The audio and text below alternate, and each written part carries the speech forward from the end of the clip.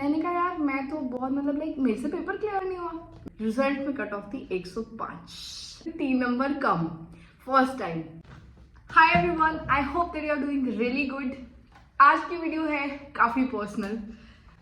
इसी चैनल पे आप सबने बहुत सारी सक्सेस स्टोरी सुनी होगी कि इसको इस एग्जाम में सक्सेस मिल गई, मैम ने इतने नंबर लिए, सर ने उतने नंबर लिए, सर का नेवी में हो गया, इन मैम का इधर हो गया। बट हर इंसान के पेपर क्लियर होने से पहले ना बहुत सारी फेलियर स्टोरीज होती है। Yes, you word it right. कोई भी एग्जाम ना वन गो में क्लियर नहीं होता। मतलब वन गो में मेरा कहने का मतलब है कोई रेयर टू रेयरेस्ट इंसान ऐसा होगा जिसने बोला हो कि मैंने जिंदगी का पहला पेपर दिया और मेरा पेपर क्लियर हो गया और मैं इस जॉब पे लग गया। मेरी कहानी तो बहुत ही विचित्र है, तो मैंने सोचा कि यार फेलियर स्टोरी स्टार्ट तो करनी चाहिए। बहुत सारे ऐसे लोग हैं जिनकी फेलियर जर्नी मुझे बतानी है। फिर मैंने लोगों से कांटेक्ट किया, पूछा कौन आएगा। उसमें से कई सारे तो मेरे ही दोस्त हैं जिनको मैं लेके आऊंगी। बट मैंने सोचा उससे पहले शुरुआत में करूंगी मेरी फेलियर स्टोरी से कि मैं कहाँ कहाँ फेल हुई। सो मेरी फेलियर स्टोरी तो 2017 से स्टार्ट है और जिसकी समाप्ति हुई थी 2020 में। तो बात ऐसी है ना कि मैंने मेरी 12th की थी 2016 में। उसके तुरंत बाद मेरी फैमिली बैकग्राउंड कुछ ऐसा सा है ना कि वो लोग बिल्कुल ऑब्सेस्ड है सरकारी नौकरी से। और अब मैं फॉर्चुनेटली बोलूँ या क्या बोलूँ, मेरे मामा जी जो है ही इज अ टीचर, तो सबको बड़ा ही ऑब्सेशन था कि ऋतिका बनेगी टीचर, ऋतिका बनेगी टीचर। बट मेरे पिताजी जो थे ना वो नेक्स्ट लेवल ऑब्सेसिव थे। उन्होंने कहा कि ठीक है टीचर तो बनेगी बट लड़की टैलेंटेड है, पढ़ती बहुत है, साइंस स्टूडेंट है और दिल्ली यूनिवर्सिटी में है, तो ये क्लर्क का एग्जाम तो निकाल ही लेगी। ठीक है, no offence to all the clerks. मैं ये उस समय की बात कर रही हूँ जब मैं 18 साल की थी, 17 साल की थी। तब एक बच्चे को लगता था, जब आप साइंस करके आते हो, आपने पढ़ी होती है फिजिक्स, केमिस्ट्री, मैथमेटिक्स, तो आपको लगता है यार क्या ये 10th लेवल की मैथ्स नहीं होगी हमसे। और ये मेरी कहानी नहीं है, ये हर जो फ्रेशर होता है ना, जो फर्स्ट टाइम जॉब मार्केट में एंटर करता है, सब ऐसे ही सोचते हैं। मैं ऐसे ही सोच के गई थी, मुझे तो फिजिक्स आती है, केमिस्ट्री आती है, मैथ्स आती है, अंग्रेजी तो थोड़ी ठीक है ही शुरू से, हिंदी पढ़ लेंगे और जीके तो सबको ही नहीं आती, मेरे को भी नहीं आएगी, क्या फर्क पड़ता है। ऐसे मैं सोच लेके गई थी पहला पेपर जीवन का देने एसएससी एमटीएस। अब एमटीएस को मुझे पता ही नहीं था होता क्या है। क्या ही पता होगा यार, जब आप पूरे माहौल में होते हो दिल्ली यूनिवर्सिटी के, उस समय पे इलेक्शंस एंड एवरीथिंग, तो उनमें इतना सब कुछ ध्यान नहीं रहता। पापा फॉर्म भर के ले आए एंड कहते कि ऋतिका ये एमटीएस का पेपर है। मैंने जिंदगी में नाम ही पहली बार सुना, what is MTS. He told me multitasking staff. मैं ये क्या होता है। फिर वो तो सो गए। अब मैंने मल्टीटास्किंग स्टाफ देखा यार, उसके अंदर मैंने जॉब प्रोफाइल देखी, मैं तो बिल्कुल हिल गई। मैंने कहा यार ये इसके लिए भी पेपर होते हैं, अब इन सब चीजों का भी एग्जाम लिया जाएगा। अब सिलेबस डाउनलोड किया, देखा 150 नंबर का क्वेश्चन आता है और general GK, general English, general Hindi, सब में जनरल उन्होंने लगाया हुआ। मैंने कहा जनरल है, ये पेपर तो मैं निकाल लूंगी। पर तुम मेरी आयरनी देखो, मासूम था, क्या बोलते हैं उसको, इनोसेंस ऑफ अ चाइल्ड। मैं पूरी रात ये सोच के नहीं सोई कि मैंने कहा यार ये पेपर तो मैं निकाल लूंगी बट ये जॉब कैसे करूंगी, मैं घंटी पे जाऊंगी मैं, या मुझे जो मेरा ऑफिसर होगा वहां पे जिसके नीचे मैं काम करूंगी उसको मैं फाइलें पकड़ा कर आऊंगी। तो मेरा ओवर कॉन्फिडेंस कहो या सेल्फ बिलीफ कहो एक 12वीं क्लास से निकले हुए बच्चे का, मैं तो नहीं सोया। नहीं लाइक यार how will I do it, I have to convince papa. मुझे पापा को कन्विंस करना पड़ेगा कि पापा ये ठीक नहीं लग रहा है, we will do something else. Next day मैं मतलब ऐसे ही प्रिपरेशन करी, थोड़ी बहुत जितनी करी, टू बी ऑनेस्ट बहुत ज्यादा नहीं करी बट करी। ठीक है, फिर हम गए पेपर देने के लिए। कोई अपना आई थिंक सब एरिया मैं भूल गई हूँ एग्जैक्टली कहाँ था, वहाँ दिल्ली में इंटरव्यू हुआ और कोई आई जोन करके था। और पहली बार अब देखो मुंह से भी इंटरव्यू निकल रहा है, पेपर था। पेपर देने के लिए हम गए एंड वहाँ पे भीड़। अब मैंने देखा यार इस एग्जाम के लिए इतने बड़े बड़े लोग आए हुए पेपर देने के लिए, बट मैं पेपर देने चली गई, मुझे कोई मतलब नहीं था, मैं देकर आई। और मैंने पापा ने पूछा how was the exam, like बहुत बढ़िया बाबा, बहुत बढ़िया सिलेक्शन हो जाएगा। 150 का क्वेश्चन पेपर था एंड आसान पेपर था, बहुत ईजी सा, मेरे आ जाएंगे 100 से ऊपर marks, I will be clearing it, ऐसे करके। क्योंकि मैं देख के गई थी लास्ट ईयर की कट ऑफ। अब लास्ट ईयर की कट ऑफ 2018 से पहले, 17 से पहले एसएससी एमटीएस जो होता था वो ऑफलाइन होता था। अगर कोई एसएससी का कैंडिडेट ये सुन रहा है तो उनको पता होगा 100%, तो वो ऑफलाइन एग्जाम होता था। पर मैंने दिया ऑनलाइन, तो मैं जाके ऑनलाइन एग्जाम दे के आई। तो मुझे लगा कट ऑफ अगर लास्ट ईयर 85 थी तो इस ईयर ज्यादा से ज्यादा कितनी होगी, 95, 10 बढ़ जाएगी। मेरे तो 102 नंबर आ रखे हैं, मैं हो जाऊंगी पास। बट फिर वही घर आके वही टेंशन कि अब यार अब कैसे करेंगे, अब डिस्क्रिप्टिव भी हो जाएगा, नेक्स्ट स्टेप उसका डिस्क्रिप्टिव होता था। अब आया रिजल्ट में कट ऑफ थी 105। अब मेरे थे 3 नंबर कम फर्स्ट टाइम। अब मैं गई डिप्रेशन में। डिप्रेशन तो शायद बहुत स्ट्रॉन्ग वर्ड है।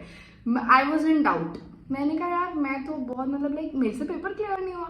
मेरे जो स्कूल के टीचर्स थे ऑब्वियसली 2 साल हुए थे 12वीं करे हुए, तो मैं उनके टच में थी। तो मेरे जो प्रिंसिपल सर थे ही वॉज वेरी गुड। मैंने कहा सर है देखो हमने ये पढ़ा है स्कूल में, हमने तो बेइज्जती करा दी स्कूल के नाम पे।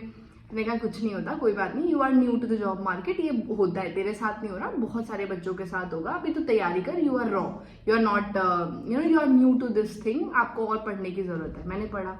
अगला फॉर्म पापा मांगते कहाँ है, फिर पापा ने दूसरा फॉर्म भर दिया SSC स्टेनोग्राफर का। इमेजिन मुझे स्टेनोग्राफी आती भी नहीं थी। अब उनके कोई फ्रेंड जिनको स्टेनोग्राफी आती थी, वो दिल्ली हाई कोर्ट में स्टेनोग्राफर, उन्होंने कहा इसको सिखाओ स्टेनोग्राफी, लड़की अच्छी है करेगी। अब ये ड्यूरेशन कब की है, जब मेरी DLED चल रही है, एक्सपेरिमेंट हो रहा है बहुत तगड़ा, जब मेरा my whole DLED is going on. मैं पढ़ रही हूँ, आराम से पढ़ी। मैंने फिर मेहनत करी कि नहीं अब की बार थोड़ा सीरियस देते हैं, ये इतना लाइट नहीं है रितिका कि ऐसे जाओ और हो जाएगा, तो पढ़ो। तो मेरे ही जहाँ पे मैं स्टेनोग्राफी सीखती थी वहीं पे एक भैया आते थे, तो वो अच्छा उन्होंने किया, तो वो CGL की तैयारी कर रहे थे। तो मैं उनकी चेप हो गई काइंड ऑफ कि मुझे सिखा दो, आप मुझे बताओ कैसे करना है, maths and all and everything. तो मैं गई अच्छे से। अब मैं पेपर दे के आई SSC स्टेनोग्राफर का। अब वो भी पेपर शायद आई गेस 200 नंबर का था, तो मेरे मार्क्स बन रहे थे 123 के आसपास। तो मैं बहुत खुश की, मेरे को मिल गया, मैंने कर दिया 123। अब मैंने फोकस करना स्टार्ट कर दिया और सीरियसली स्टेनो सीखने पे, कि नहीं और सीरियसली स्टेनो सीखेंगे।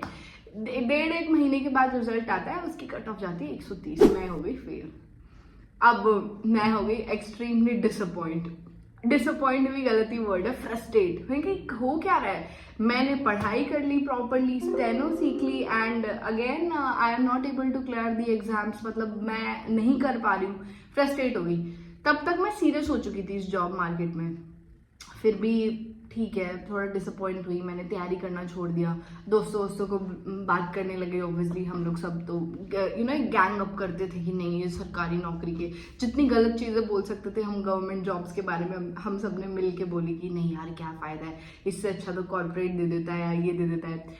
ऑब्वियसली बच्चे थे तब, है ना, तब की रितिका में और अब की में फ़र्क है। तो तब आई वॉज लाइक ठीक है कोई बात नहीं, जाने दो, करते हैं। तब तक DLED चल ही रही थी, तो CTET की तैयारी साइड में हो रही है और SSC की कहानी चल ही रही है, क्योंकि तब तक मैं ग्रेजुएट नहीं थी।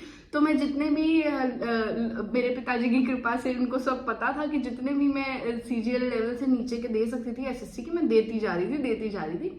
फिर एक नया फॉर्म ले आया, डास ग्रेड 4 का, और वो नहीं लाया, वो मैं खुद लाई थी। मैंने देखा कि हाँ DSSB भी एग्जाम लेती है, वो ग्रेड 4 का लेती है, वो भी क्लैरिकल पोस्ट पे है, तो तैयारी करते हैं, अच्छे से देते हैं। वो मैं पेपर दे के आई, बिल्कुल मतलब कि दिल्ली में जॉब लगेगी और पढ़ो खूब अच्छे से। उस पेपर में भी मैं फेल हो गई।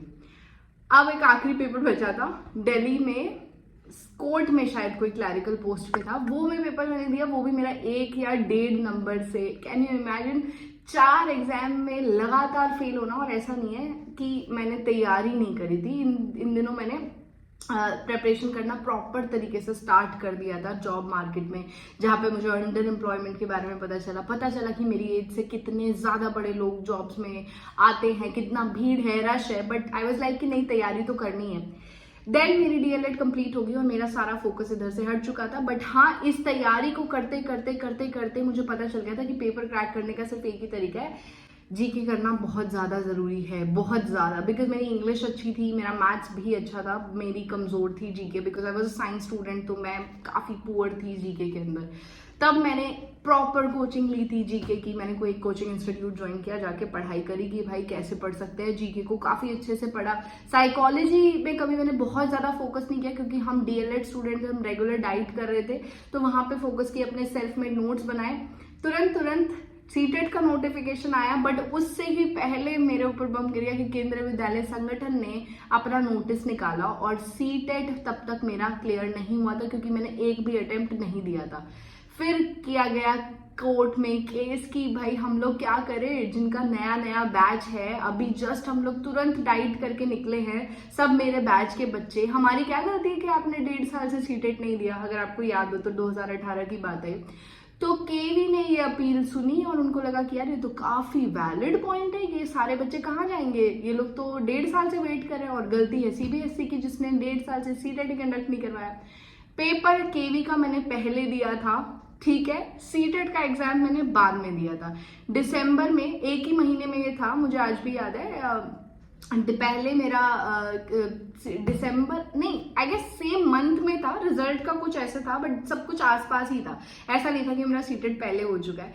फिर देन रिजल्ट आया, देन हमने अपनी मार्कशीट दिखाई, अपलोड हो गई थी, उन्होंने वहीं से टाई अप कर लिया था, हमारा रोल नंबर हमने फिल किया उधर, एंड दैट केवी हैपेंड। तो केवी मेरा टीचिंग एग्जाम्स में पहला एग्जाम था, और इसी के साथ साथ एक और एग्जाम मैंने टीचिंग का दिया था, एटॉमिक एनर्जी एजुकेशन सोसाइटी, वो भी मेरा क्लियर हुआ था, जिसका इंटरव्यू देने मैं मुंबई आई, और बस तब से मेरी किस्मत में मुंबई ही लिख दी गई थी, क्योंकि उसके बाद मेरी पोस्टिंग भी दोनों ही जगह मुंबई थी, उसकी भी और इसकी भी मुंबई आरो। So this was it. But इस स्टोरी के पीछे क्या है यार, कि जैसे लगता है ना कि यहाँ पे एक लड़की बोल रही है आके, या जितने भी लोग बोलते हैं, जो भी क्रिएटर्स हैं हमारे पास में अभी फिलहाल, या जितनी भी आप सक्सेस स्टोरी सुनते हो। उस दिन मैंने निखिल से बात करी थी, निखिल को हम लेके आए थे हमारे पॉडकास्ट पे, प्रियंका मेरी दोस्त को मैं लेके आई थी पॉडकास्ट पे, 2-3 लोग ऐसे आएंगे यार, हर किसी की ना यार फेलियर स्टोरी होती है। और सरकारी जॉब मार्केट में ना जितना ग्लोरीफाइड शुरुआत में लगता है कि यार ये तो सब लोगों को सिर्फ सक्सेस ही मिली है, वैसे नहीं है। 4 या 5 मेरी तो कहानी है, किस्सा भी नहीं है छोटा, it's a whole damn story. 4 या 5 एग्जाम में मैं फेल हुई, बट हर फेलियर के बाद में मैं स्ट्रांग होती गई। बट वो कहते हैं ना कि God gives you what you actually deserve, what you want and what you deserve. मैं आज भी सोचती हूँ कि यार उनमें से मेरा एक भी एग्जाम क्लियर हो गया होता ना, तो मैं कभी टीचिंग प्रोफेशन ज्वाइन ही नहीं कर पाती, क्योंकि जॉब के साथ प्रिपेयर करना इज लिटिल बिट टफ। तो if I would have joined SSC, if I would have joined somewhere stenographer या दिल्ली हाई कोर्ट, कुछ भी ज्वाइन किया होता, देन प्रिपेयर करना for any teaching exam becomes little bit tough. तो there is a journey, उस पर बिलीव करना होता है, और फेलियर्स तो आपको सिखाते ही हैं, मैंने तो सीखा ही है।